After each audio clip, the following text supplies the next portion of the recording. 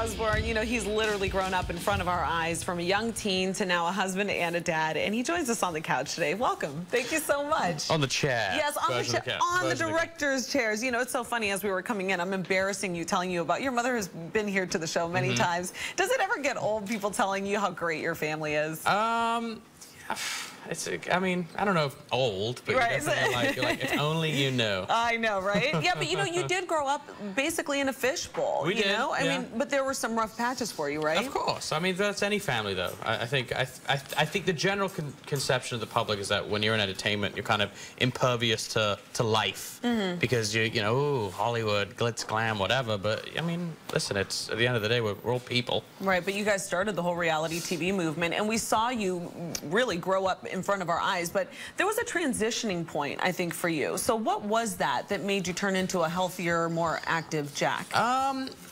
Let's say I'd been sober for like a few years at that point, and I was like, okay, now what? Like, I left. That's my buddy Tyler. Hey. Oh, hey, Tyler. And I don't know. We this stopped is doing you. Look at you. You look amazing. Yeah. Wow. I am a policeman sometimes. It's kind of weird. Yeah, I don't know, I just got inspired. I started rock climbing, started spending time outdoors, and I was like, cool, I want to start just adventuring. And I had a show in England for 5 years, and I traveled. I filled up 2 passports in 5 years, went all over the world, and did all sorts of fun adventuring. It was great. That's insane. Well, now, you were diagnosed with multiple sclerosis a couple of years ago. So what was your first reaction when you got the news from your doctor? Oh, it was a bit of a buzzkill. Definitely. I would say so, yeah. You know, my kind of first onset that prompted me to go to the doctor was I had optic neuritis, which is basically inflammation of the optic nerve in my right eye. And so I went more or less completely blind in my right eye. Wow.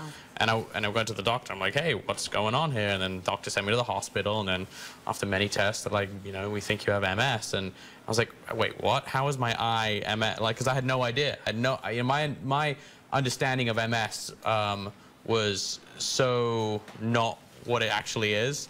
And so when I got diagnosed and having done, did a bunch of research, I was like, okay, there's a huge gross generalization about the disease, and I kind of wanted to get out in front of it and help kind of change people's opinion of what the disease actually is. Right, but in all fairness, I mean, there was really no reason for you to know anything about it before. It's true. Your diagnosis. But it is one of those, that there's an MS month, there's an MS day. I mean, there's a lot of, a lot of people are afflicted with this disease, and I still think that there isn't enough awareness out there about it.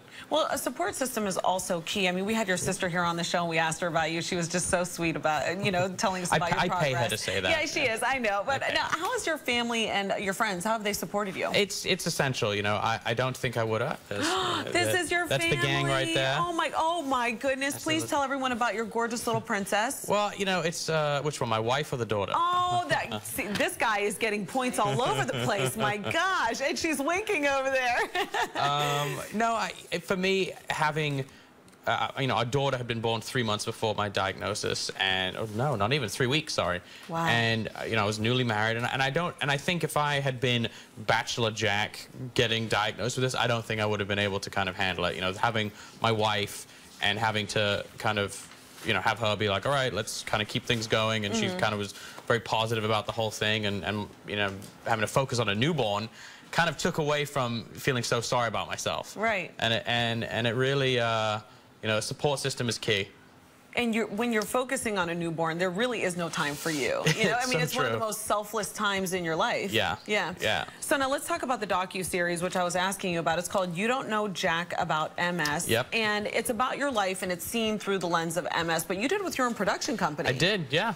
About 2 years ago, I started a television production company. Actually, the other guy with the beard, he's my business partner in the company. I'm sure he loves that, being referred to as the other guy. Well, there's a lot of beards in my company. It's funny, like all three partners in the company have these big burly beards. It's our vibe.